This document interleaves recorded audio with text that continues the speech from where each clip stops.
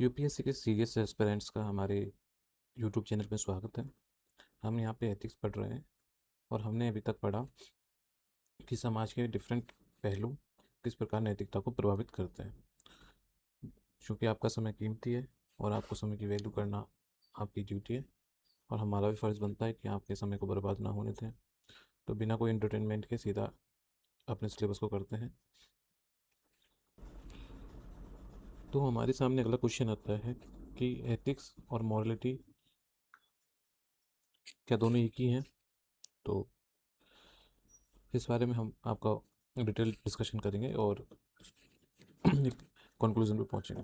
देखिए, अगर मुझे बताइए कि अगर कोई व्यक्ति भीतर से गलत महसूस कर रहा है लेकिन नियमों का पालन कर रहा है, तो क्या वो नैतिक होगा? और दूसरी सिचुएशन में अगर कोई नियम को तोड़ता तो है लेकिन उसका उद्देश्य अच्छा है, तो क्या वह अनैतिक होगा? ठीक है। और यहीं से, इसी सिचुएशन से स्टार्ट होता है कि एथिक्स और मॉरलिटी की संबंध की चर्चा चालू होती है। तो एथिक्स सामान्य बातचीत में एथिक्स और मॉरलिटी को एक दूसरे के स्थान पर उपयोग किया जाता है सामान्य बोलचाल में, और दोनों सही और गलत से जुड़ी हुई है। अगर ये एथिक्स है तो ये मॉरलिटी। हम इस वेन डायग्राम से इनके रिलेशन को समझ सकते हैं। तो देखिए, ये दोनों जो एथिक्स और मॉरलिटी है, इन दोनों की शब्दों की उत्पत्ति डिफरेंट है, लेकिन दोनों का जो संबंध है वो आचरण और व्यवहार से है। ठीक है। एथिक्स की उत्पत्ति कहाँ से हुई है, मॉरलिटी की उत्पत्ति कहाँ से हुई है, दोनों को समझते हैं। देखिए, एथिक्स इथोस शब्द ग्रीक भाषा के इथोस शब्द से लिया है और मॉरलिटी लैटिन भाषा के मॉरस शब्द से लिया है। ठीक है। अगर हम दोनों के अर्थ की बात करें तो इन दोनों का अर्थ उनकी रेस्पेक्टिव भाषा में रीति रिवाज ही होता है। ठीक है। लेकिन इनका संबंध दोनों का कस्टम्स एंड कंडक्ट से होता है, आचरण और व्यवहार से। अब बात करते हैं कि हम इनका संबंध पढ़ रहे हैं तो हम दोनों में जो ये अंतर वाला हिस्सा है इस पे फोकस करते हैं, फिर इस वाले पे आएंगे। तो दोस्तों, बात ऐसी है कि जो एथिक्स है, एथिक्स एक डिसिप्लिन है और मॉरलिटी है जो व्यक्ति वास्तव में क्या करता है।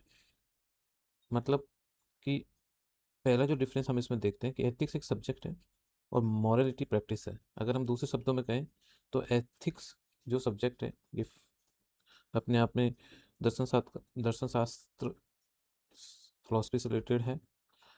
और अगर इसकी हम इस सब्जेक्ट की विषय वस्तु की बात करें, हम सब्जेक्ट मैटर की बात करें, तो वो है मॉरलिटी। और एथिक्स जो है ये है बाहरी बाहरी स्टैंडर्ड, ये है बाहरी संरचना। तो अगर हम एथिक्स एक्सटर्नल स्टैंडर्ड है कि एथिक्स बाहरी ढांचा है, क्या है, जबकि मॉरलिटी जो है वो क्या है, आंतरिक ढांचा। कहने की बात यह है कि एथिक्स है, ये कोड ऑफ एथिक्स है, इसमें रूल्स होते हैं, इसमें गाइडलाइंस होती हैं। ठीक है। और ये अक्सर बाहरी मानकों नियमों से जुड़ी होती है, जैसे कि फॉर एग्जांपल ये, और practical example doctors code of ethics और सिविल सर्वेंट कंडक्ट रूल्स। और अगर मॉरलिटी जो है वो है इंटरनल कंपास। इंटरनल कंपास से मतलब है कि मॉरलिटी जो है व्यक्ति के भीतर होती है, और यही कारण है कि कोई जब देख ना रहा हो तब उसे अपराध बोध हो जाता है। वो इस वजह से क्योंकि उस व्यक्ति के अंदर मॉरलिटी है। It is an internal compass. ठीक है, ये आपका आंतरिक कंपास है जो आपको व्यक्ति के अंदर होता है, जैसे कॉन्साइंस, इनर वॉइस और गिल्ट, आपकी अंतरात्मा और गिल्ट की फीलिंग आना। ठीक है। अगर आपने किसी काम को इनके अगेंस्ट किया तो आपके अंदर अपराध की भावना डेवलप होने लगती है। Got it? तो एथिक्स और मॉरलिटी को हम एक कंपैरिजन करके देखते हैं, दोनों को पैरेलल।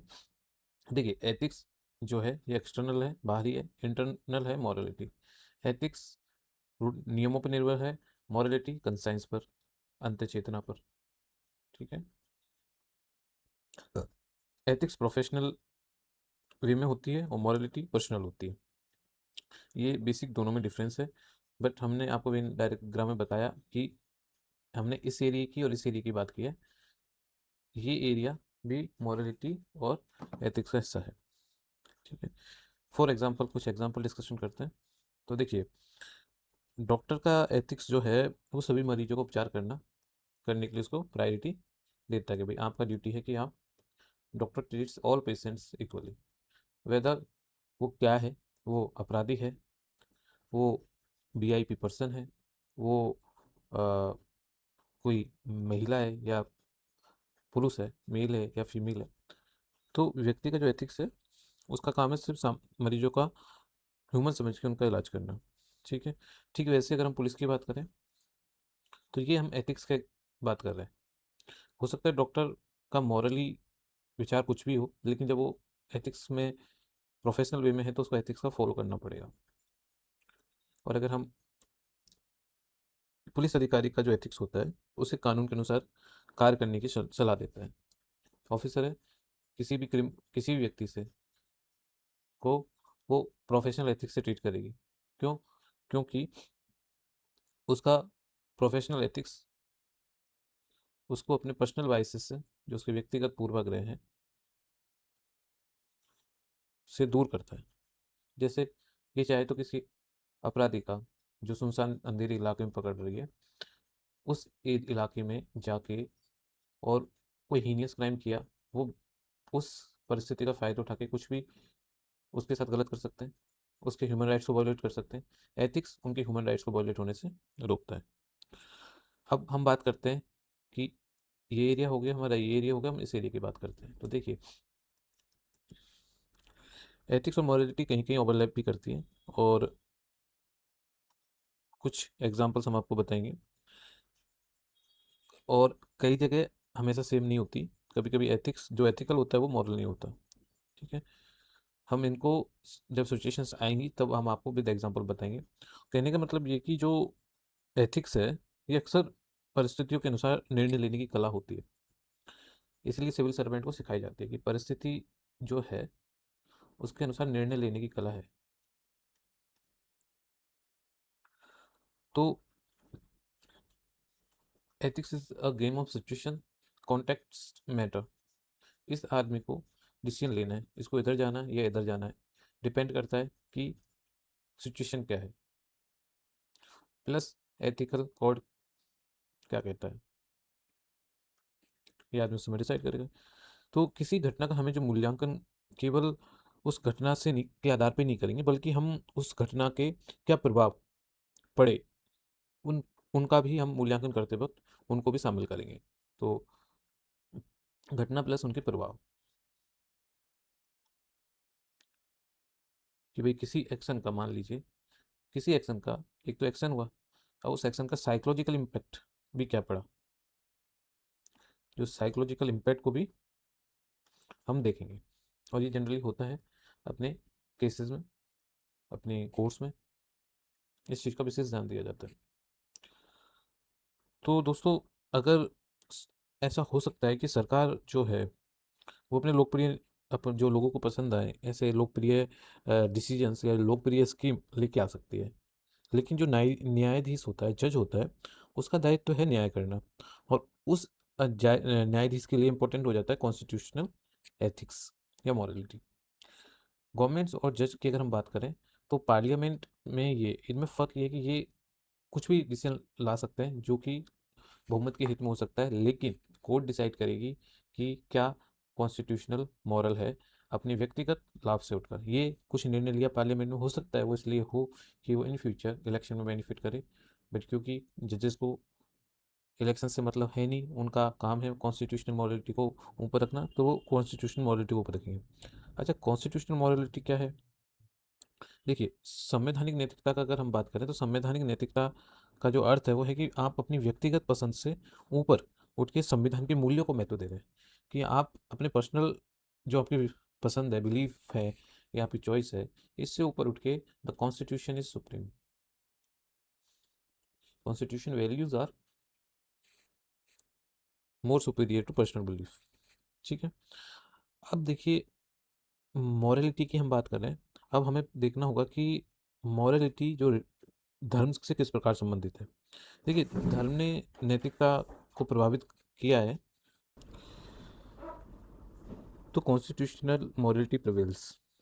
और देखिए एथिक्स और मॉरलिटी की जब हम ऊपर बात किए थे, तो एथिक्स का अगर आप फॉलो नहीं करते हैं तो डेफिनेटली आपकी निंदा होगी, भर्त्सना आपको बर्दाश्त करनी पड़ेगी और दंड तो है ही। लेकिन अगर मॉरलिटी आपने फॉलो नहीं की, जो चीज़ इमोरल है वो फॉलो किया, तो सिर्फ आपके पास अपराध की भावना आएगी। और अगर आपने इमोरल को मॉरल मान लिया तो हो सकता है कि वो अपराध की भावना भी नहीं आए आपके अंदर। हम बताएंगे तो कॉन्स्टिट्यूशन मॉरलिटी के बाद हम करते कि एथिक्स जो है, ये एथिक्स हमें पढ़ाने की वजह भी ये है कि इससे क्रिटिकल थिंकिंग जो है उसको बढ़ावा मिलता है कि कोई भी निर्णय सिर्फ इमोशनल या मोरल होके ही नहीं लिए जाते, सिचुएशन देख के फिर डिसीजन लिए जाते हैं। तो एथिक्स हमें ये सिखाती है। तो रिलीजन और मॉरलिटी के हम रिलेशन की बात करें तो रिलीजन से वैल्यूज डेवलप हुई, करेक्ट, और वैल्यू से मॉरलिटी। लेकिन इसमें समझने वाली बात यह है कि धर्म ने नैतिकता को तो प्रभावित किया, लेकिन नैतिकता केवल धर्म तक सीमित नहीं है, ये धर्म से बाहर है। कि जो धर्म में है वो नैतिक हो सकता है, लेकिन उससे बाहर भी नैतिकता विद्यमान होती है। हम इसके एग्जाम्पल्स पढ़ेंगे। तो देखिए हमने आपको बताया कि ये एथिक्स जो है यहाँ पे हमें क्रिटिकल थिंकिंग के बारे में, हमें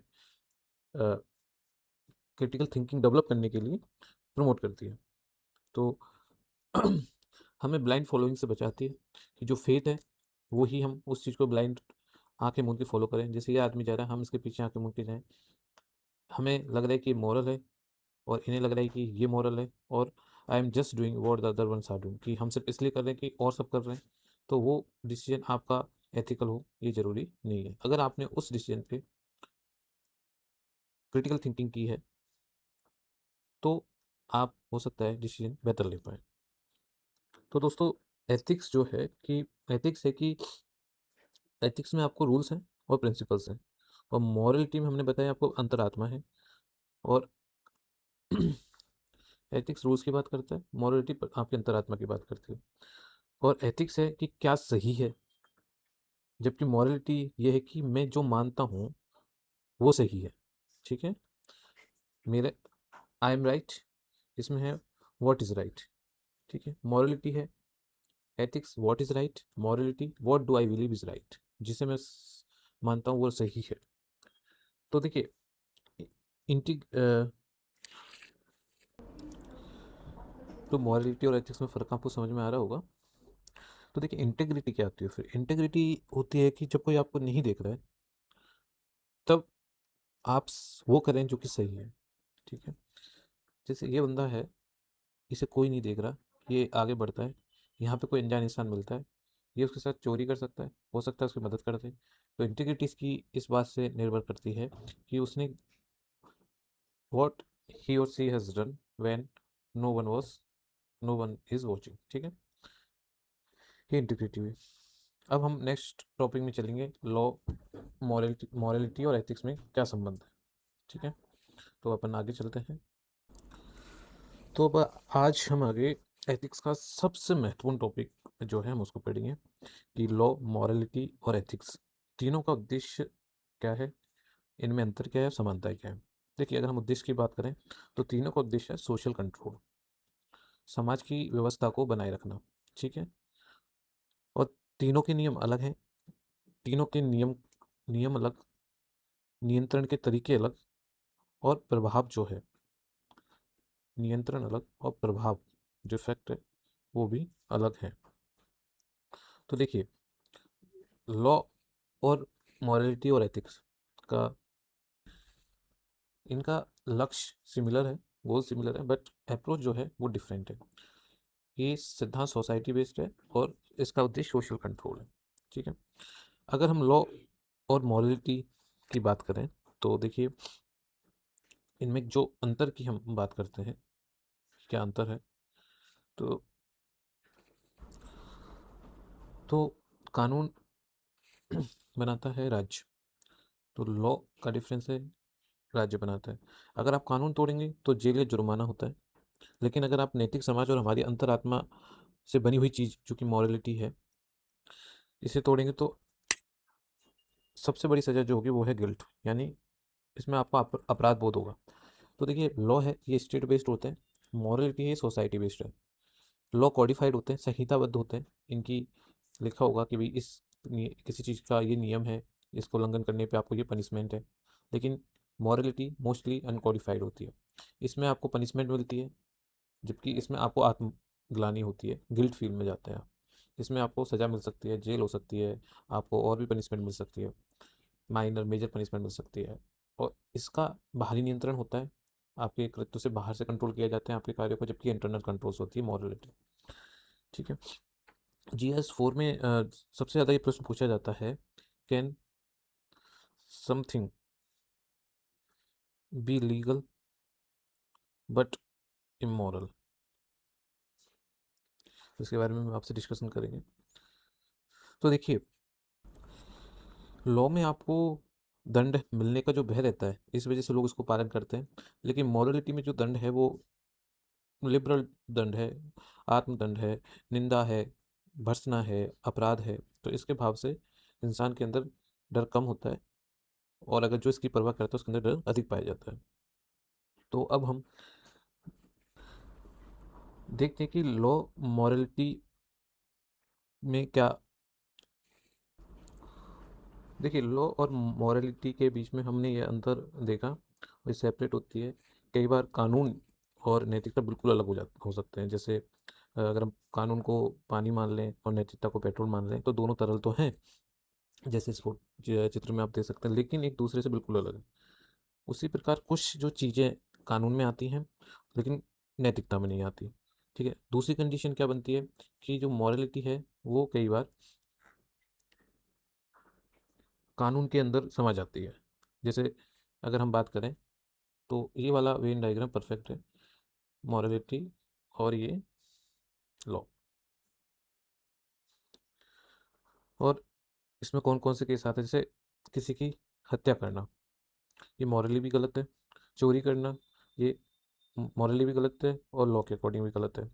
बाल श्रम करवाना नैतिक रूप से भी गलत है, और कानूनी अपराध तो है ही है। तो कई बार ये ओवरलैप करते हैं, जैसे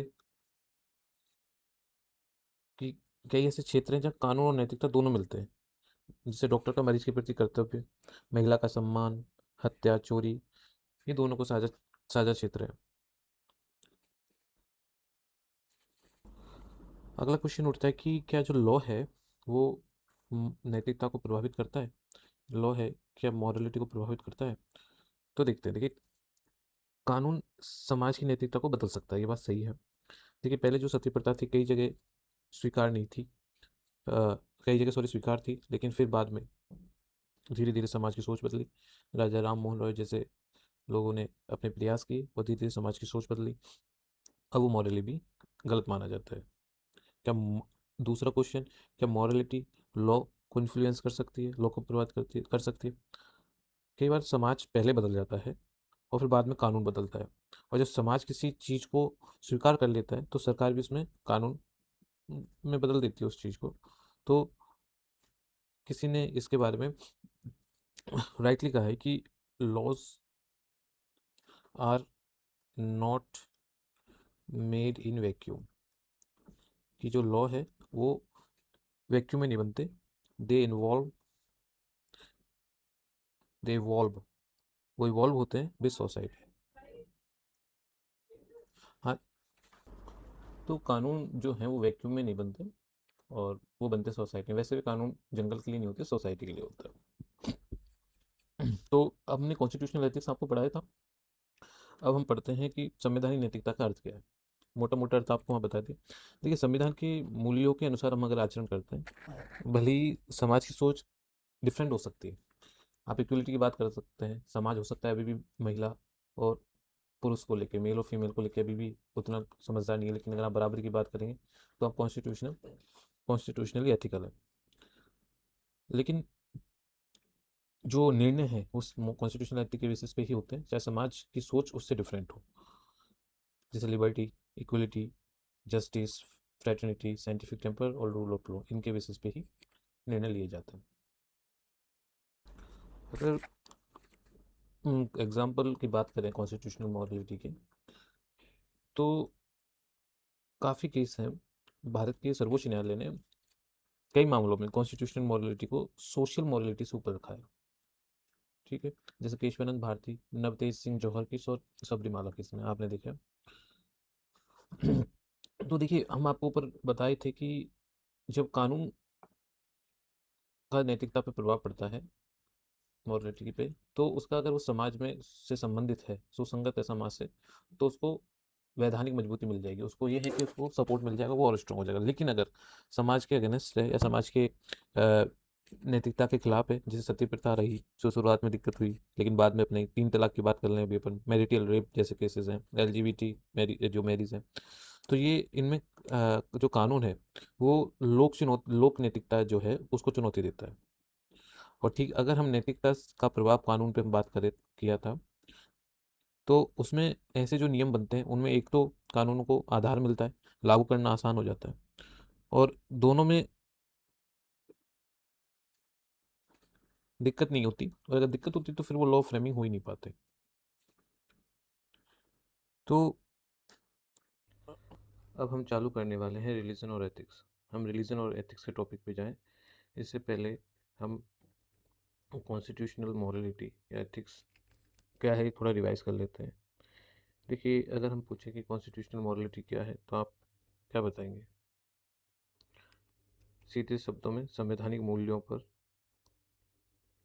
जो नैतिकता आधारित है, जो हमारी प्रस्तावना में है, मूल अधिकारों में है, कर्तव्य में है और DPSP में दिखाई देती है। अगर हम इसके संदर्भ की बात करें, तो इसके संदर्भ में डॉक्टर अम्बेडकर के शब्दों में, केशवानंद भारती केस में, नाज फाउंडेशन का LGBTQ मामले में, या सबरीमाला जैसे केस में देखने को मिलता है। शामिल क्या क्या करेंगे इसमें? देखो, इसमें हम व्यक्ति की स्वतंत्रता, अभिव्यक्ति की स्वतंत्रता, धार्मिक स्वतंत्रता, समानता का अधिकार, सामाजिक न्याय, विधि द्वारा स्थापित प्रक्रिया और वैज्ञानिक स्वभाव हम इसमें शामिल करेंगे। और अगर हम इसके पक्ष और विपक्ष की बात करें, तो पक्ष और विपक्ष, पक्ष में क्या है?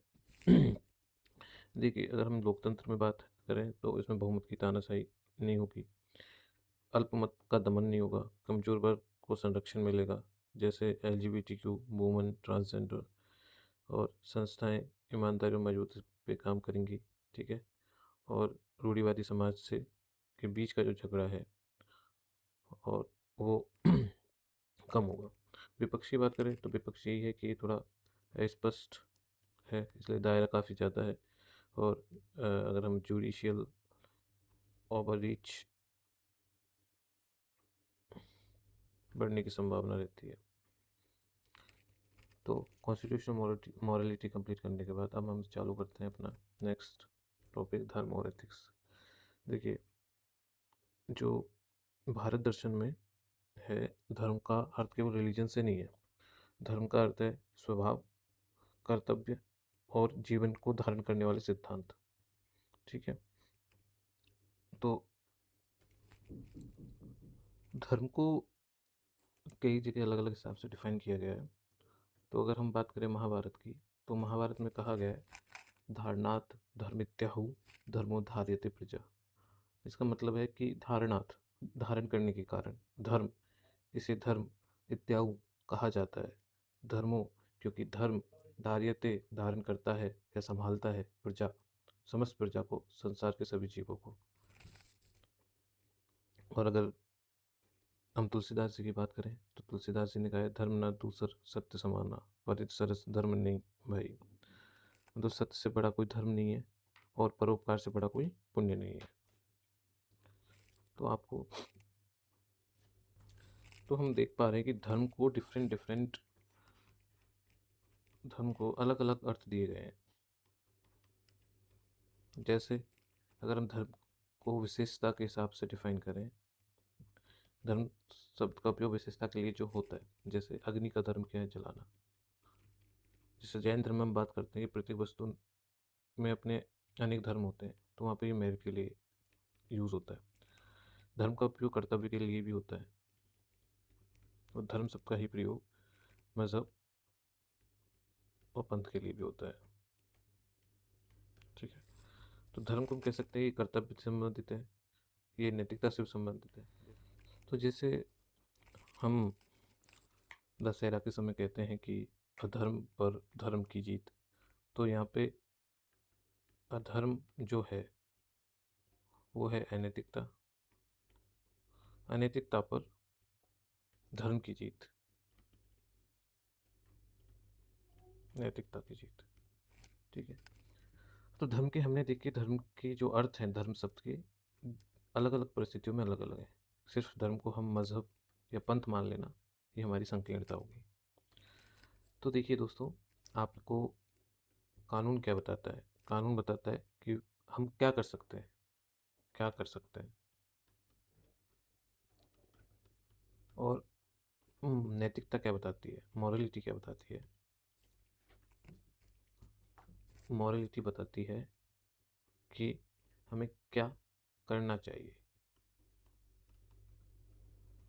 ठीक है, और अगर एथिक्स की बात करें तो हमें एथिक्स बताता है कि क्या किया जाना चाहिए।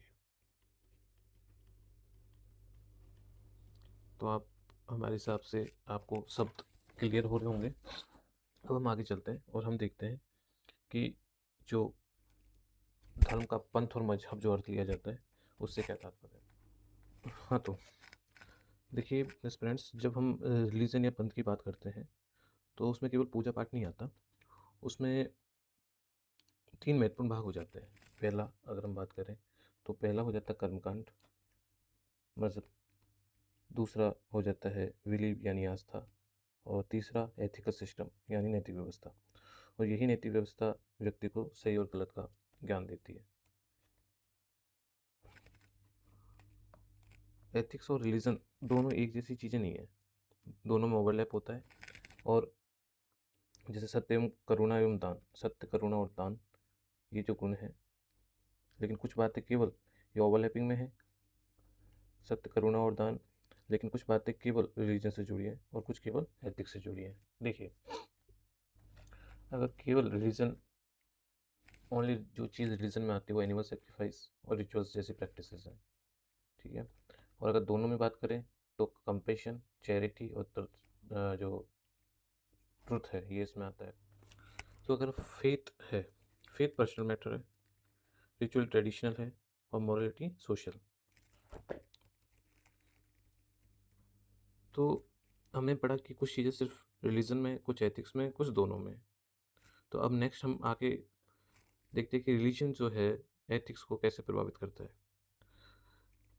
धर्म नैतिकता को मजबूत भी कर सकता है और कमज़ोर भी कर सकता है। देखो, एक सकारात्मक पॉजिटिव बात हम करें कि पॉजिटिव वे में कैसे करेगा, तो डिसिप्लिन जैसे गुण डेवलप कर सकता है, कंपैशन, करुणा, सर्विस, सेवा भाव। लेकिन अगर धर्म कट्टरता की ओर बढ़ने लगे तो भेदभाव और असहिष्णुता भी बढ़ सकती है। ठीक है, ये दोनों चीज़ें भी बढ़ सकती हैं। अम्बेडकर मानते थे कि constitutional morality is essential for democracy, इसलिए कॉन्स्टिट्यूशनल मॉरलिटी को सबसे ऊपर रखा गया। तो आप बताइए, क्या एथिक्स विदाउट रिलीजन के, अगर नैतिकता जो है, नीति शास्त्र जो है बिना रिलीजन के एग्जिस्ट कर सकती है? हाँ, बिल्कुल इसका जवाब होगा हाँ, एग्जिस्ट कर सकती है। देखिए कैसे समझते हैं कैसे कर सकती है। देखिए, कई लोग किसी धर्म को नहीं मानते, डेफिनेटली आप जानते होंगे ऐसे लोग को, लेकिन फिर भी वो नैतिक जीवन जीते हैं, वो नैतिक हैं, लेकिन धर्म को नहीं मानते। ठीक है, और इसीलिए जो एथिक्स का आधार केवल रिलीजन नहीं है बल्कि रीजन है। एथिक्स बेस्ड है रीजन पे, और ये रिलीजन पे भी बेस्ड है। केवल रीजन को हम इसका आधार नहीं बता सकते, बल्कि ये एम्पैथी और ह्यूमन वेलफेयर भी पे भी निर्भर करती है। तो देखिए कुछ लोग एथिस्ट होते हैं लेकिन फिर भी वो नैतिक होते हैं।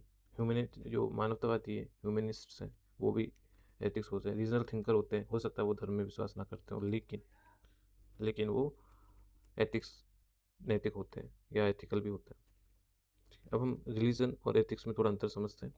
देखिए, धर्म मुख्यतः आस्था पर आधारित होता है, रिलीजन, जबकि एथिक्स तर्क और मानव कल्याण पर।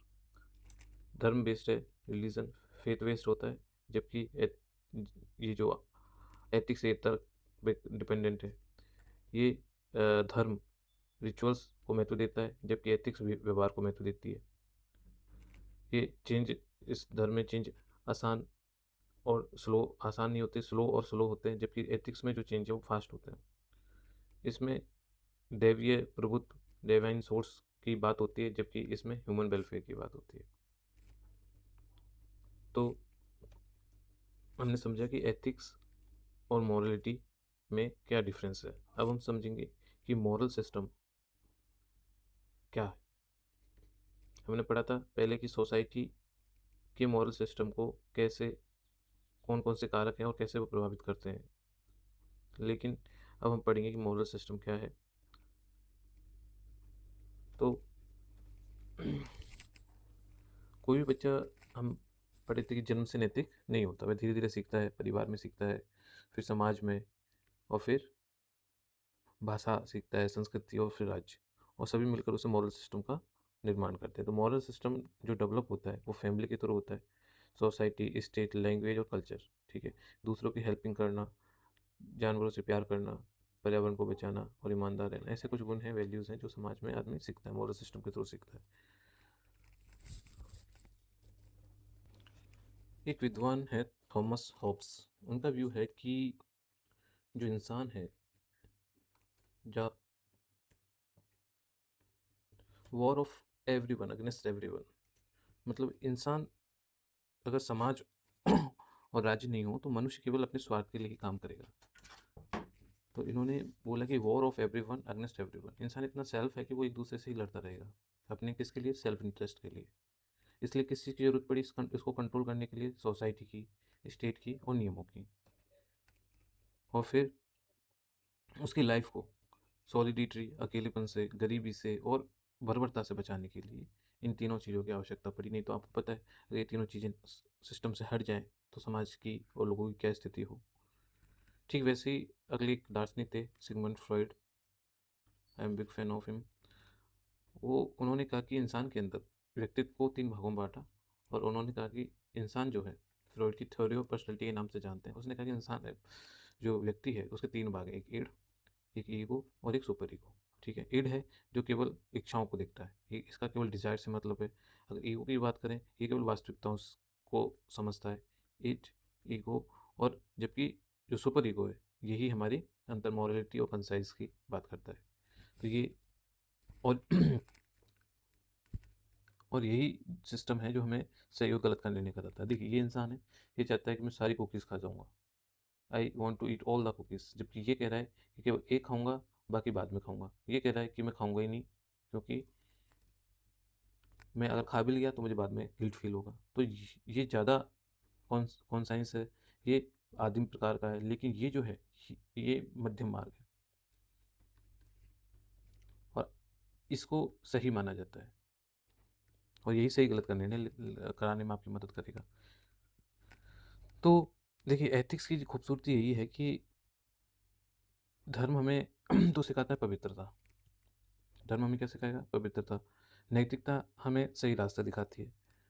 समाज हमें अपेक्षाएं देता है, और कानून हमें सीमाएं देता है। और एक अच्छे सिविल सर्वेंट को इन चारों की चुनौतियों को चारों की चुनौतियों को, तो रिलीजन हमें सिखा रहा है, तो खूबसूरती सिविल सर्वेंट को इन चारों के बीच में बैलेंस करके ही चलना चाहिए। और जो रिलीजन है, ये हमें सिखा रहा है कि क्या सेक्स पवित्र है, एथिक्स सिखा रही है क्या राइट है, मॉरलिटी सिखा रही है कि सोसाइटी क्या एक्सपेक्ट कर रही है, और कानून सिखा रहा है वह क्या लीगल है। और इन सभी का संतुलन करना ही एक सिविल सर्वेंट की ड्यूटी है। ठीक है दोस्तों, अब हम आपसे पूछें कि बताइए, नैतिक व्यवस्था क्यों जरूरी है। तो नैतिक व्यवस्था जरूरी इसलिए कि समाज के अस्तित्व के लिए आवश्यक है। समाज के संचालन के लिए ज़रूरी है, समाज के विकास के लिए ज़रूरी है, आर्थिक विकास हो, शैक्षिक विकास हो, तकनीकी विकास हो, चाहे नैतिक विकास हो, ठीक है।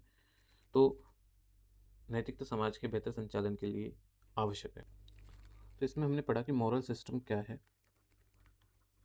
लास्ट में, और आगे नेक्स्ट वीडियो में, नेक्स्ट लेक्चर में हम पढ़ेंगे कि मॉरल सिस्टम, समाज और नैतिक व्यवस्था क्या है, सोसाइटी और मॉरल सिस्टम। इसके बाद पढ़ेंगे हम नैतिक व्यवस्था के नुकसान। फिर इसके बाद पढ़ेंगे कि नैतिक प्रकृति क्या है। उसके बाद हम पढ़ेंगे कि क्या आचरण में प्रकृति हुई है हमारे वास्तव में या नहीं हुई है, क्या प्रकृति हमारे नैतिक आचरणों में हुई है या नहीं हुई है। फिर हम एथिक्स पढ़ेंगे, प्राइवेट एंड पब्लिक रिलेशन।